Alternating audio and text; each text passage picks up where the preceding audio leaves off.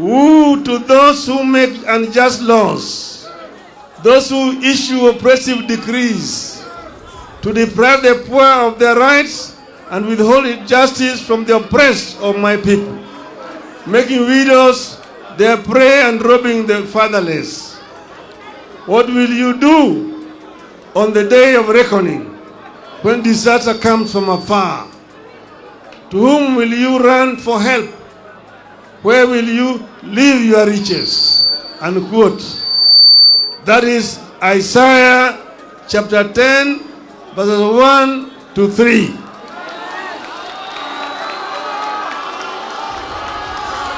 Mr. William Ruto used to love this verse. I hope he still does. Dear Kenyans, last week we were betrayed in this city. Our representatives conspired with an executive and abandoned us at our hour of need by voting for the punitive Finance Bill 2023. Yesterday, Mr. William Ruto endorsed this betrayal by signing the Finance Bill into law. We did everything that could be done to have Ruto listen to us and avert the confrontation over taxes. We protected the authorities and institutions. We demonstrated. We prayed in the house of worship. We begged to be heard. We sought amendments, and we pleaded with the members of parliament to stand up for us. Our petitions were thrown to the dustbin by Ruto's tyrannical hands. He slighted our pleas and violently dispersed our petitioners. Effective next week, therefore, fuel taxes rises from 8% to 16%. We will pay housing tax whether we need a house or not. The cost of basic goods, which has been weighing Kenyans down, is going up from next week again. At a time like this, silence would be a betrayal to the country. Silence would be treason. We cannot be a nation of people who, having eyes, refuse to see, and having ears, refuse to hear. We have suffered a cruel betrayal of our trust and confidence in the ability of our representatives to protect us.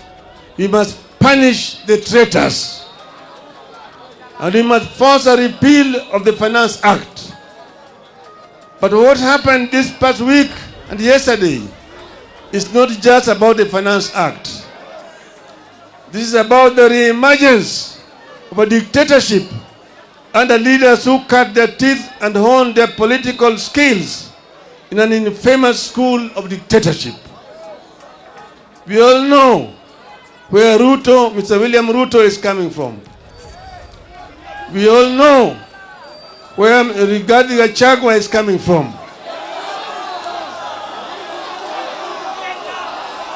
In the run-up to the vote on the bill, more than 90% of Kenyans rejected it. Even after MPs voted in favor of the bill, polls continue to show that the majority of Kenyans did not like it. However, true to his character as a dictator, Ruto proceeded as if Kenyans had not spoken and imposed punitive taxes on us without our consent.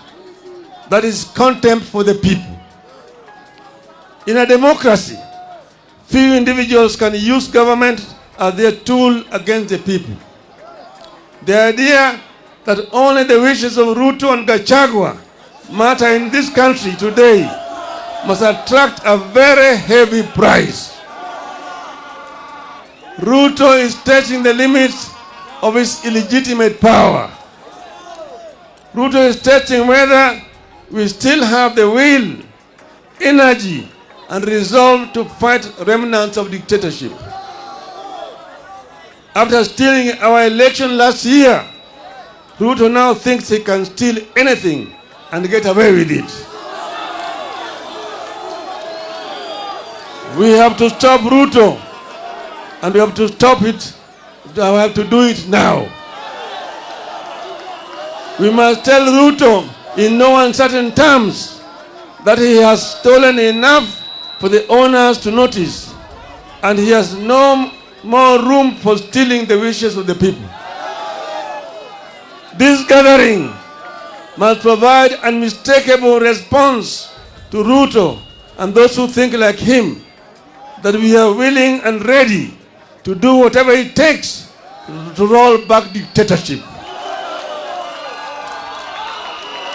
This gathering must make it clear to Ruto and all those who are nostalgic about the dictatorship of the past that they will pay a heavy price for their unfortunate experiments. You have some bad news for Mr. Ruto. The betrayal in the city has seeped into every village in Kenya. It has united Kenyans better than any government ever would.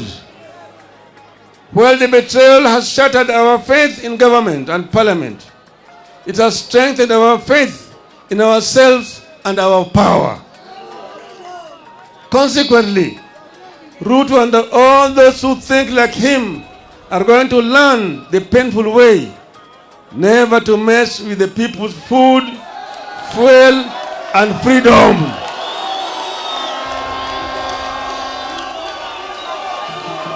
Hello? Ruto and his ilk are going to learn the hard way that Kenyans are fed up but not helpless. In this time of desperation in the country, Ruto is selling illusions of hope to our people with the phantom proposals that are meant to line the pockets of his cronies. It is wrong.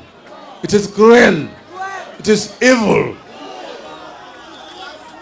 The question we must ask ourselves is, can a leader mean well for the people than the people do for themselves? The answer is no. Kenyans must not trust that insider smile that Ruto wears. It is betrayer's kiss. If Ruto meant well, he would have listened to the people. He did not, and now we must fight. Fellow Kenyans, comrades, a regime that has so blatantly ignored and betrayed us does not deserve our delegated power. We are taking back our sovereign power. We are going to the trenches ourselves to fight for ourselves. This regime does not deserve our obedience. We have no obligation to work for the success of a regime that has no interest in our success. We are the people. Sitasimama maovu ya kitawala, sitasimama maovu ya kitawala. Hello? There's no other option left. We must fight. We are going to fight everywhere and anywhere until the Finance Act is repealed. We will adopt a series of acts of civil disobedience to force this regime to recognize that we, the people, are supreme. Through civil disobedience, we will deny Ruto the taxes he thinks he can extort from us by force. Dear Kenyans, we have been abandoned by our leaders. We must now look out for each other and be our brothers and sisters keepers. Here, therefore, are my requests to you, my people of Kenya. Let us embrace tax boycotts. Let us deny Ruto the fuel tax by limiting consumption of petrol and discomfort of driving us off the road with their vehicles. Let us deny the government vehicles and motorcades the right of way that they take for granted. They may sound the sirens as they wish, but everyone must follow the traffic except for ambulances. Dear Kenyans, I'm coming. We know the men and women who visit this unjust law on us. Punish the traitors. Let us name, shame, follow, and isolate the traitors at every turn. Let us picket their public and private offices and their homes until they join the call to have the Finance Act repealed. Today, and with absolute respect and humility, I'm reaching out to the online community in the country and diaspora, the famous Kenyans on Twitter, the content creators and the TikTokers. I have a request to you. Let us gather and share information about the traitors, their Twitter and other social media accounts, telephone numbers, and email addresses, and use this to show the oppressors that power belongs to us, the people. Finally, I appeal to our performing artists. Let our songs and music be a source of pain to the traitors. Let our songs and music a source of pain to the traitors. Let our music carry our disappointments and support the fight against Ruto and his contemporaries until Ruto learns to respect the people.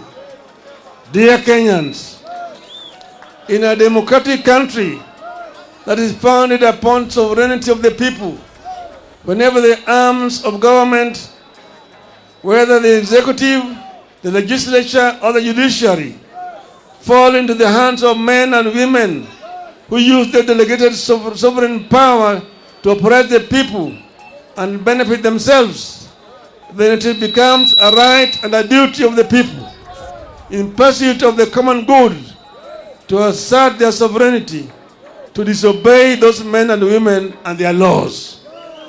We are asserting our sovereignty. Civil disobedience begins with personal actions.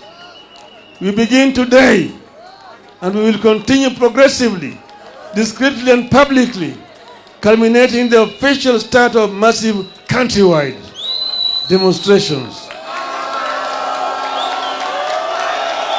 How come that fuel in Uganda is cheaper than fuel in Kenya? Ooh. To those who make unjust laws, to those issue oppressive decrees, let us get to work. Let us get to work. Tuanze kazi. Tuanze kazi. Tumesema hao watu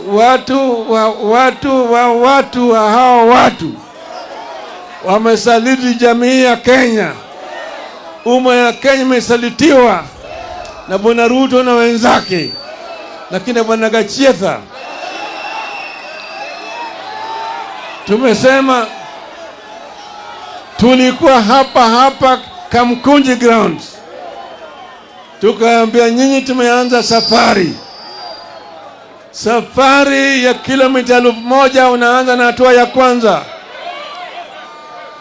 Tumeonya hao watu, tumeliwaambia punda imechoka, tuliwaambia chumba imechoka, wamekataa, wamezidi kuweka mzigo juu ya punda. Sasa punda itawapiga teke, punda itapiga teke. Sasa tumesema Wakenya wametoka mbali. Mzungu walijaribu, lakini Wakenya wakale walisimama imara, wakamwambia mzungu, patia mbali, tutarudi Ulaya. Mzungu alirudi Ulaya. Ikaja serikali ya dhuluma. Bili serikali ilikuja hapa yafuata Nyayo na kadhalika. Tukasema hata wewe utatoka. Nyayo walienda, sivyo? Kama wale walienda, wewe ni nani? Wewe ni nani? Wewe ni nani? Sisi hatuwezi kutishwa na watu wachache. Hatuwezi kutishwa na watu wachache ambaye waliiba kura zetu. Tunajua vile waliiba kura zetu. Tukawaambia Wakenya wanataka namna hii na wao hawaelewi. Sasa imefika kiwango wakati wanatakana Wakenya wasimame imara. Waonyesha hao watu ya kwamba Wakenya si punda zao. Wakenya wanaweza kuleta mabadiliko. Tumesema kwa kimombo hapa, tunatoa ile uwezo ambaye sisi kama wananchi tuliwapatia hawa watu. Hiyo uwezo inarudi kwa mkono ya wananchi. Wewe ni mwananchi. We are the people. Semani, we are the people. We are the people. We are the people. Inua mkono, we are the people. Hapa Kamukunji mwaka wa 1990 mimi na marehemu Kenneth Matiba na Charles Rubia tulisema tunataka mfumo ya siasa yenye vyama vingi, tutoe chama kimoja. Nyayo walikataa, akasema Kenya is not ready for multipartyism. Itachukua miaka 100 kabla Kenya hajarudi kwa multipartyism. Tukasema tuende Kamukunji tuulize wa Kenya. Wakakataa. Tukasema tarehe 7 mwezi wa 7 tutaenda Kamukunji. Wakasema haiwezekani. Tukasema tutaenda. Tarehe 2 mwezi wa 7 jioni wakaenda kwa Matiba na Rubia, wakawachota wakapeleka ndani. Siku 2 baadaye tarehe 4 wakaja kwangu wakanichota. Nikamwambia mimi niko tayari. Wakanipeleka ndani. Lakini Wakenya walijitokeza siku hiyo. Matiba yuko kamiti, Rubia yuko kamiti, Raila yuko kamiti, lakini Wakenya walijitokeza. Walitoka wakaja hapa. Walipigana hapa na polisi. Watu karibu 50 waliuawa siku hiyo hapa Kamukunji. Lakini mwishowe ililazimisha Nyayo toa Matiba, kutoa Rubia, kutoa Raila na kufungua katiba na kurusha ile section 2 mbali, sio? The power is with the people. Kwa hivyo leo mimi nataka kufundisha Ruto. Tutafundisha Ruto mafunzo hapa. Hajaelewa. Tutamwonyesha. Tutamfundisha. Na Bwana Kachietha, Kenya is bigger than you all. Kenya is bigger than all of you. Mimi nataka ni nyinyi muinue mkono. Mimi mzalendo wa Kenya na hapa kwamba niko tayari kutoka na kuandamana ili uhuru ikuje, gharama maisha irudi chini, usuru bandia itolewe. Mwenyezi Mungu nisaidie.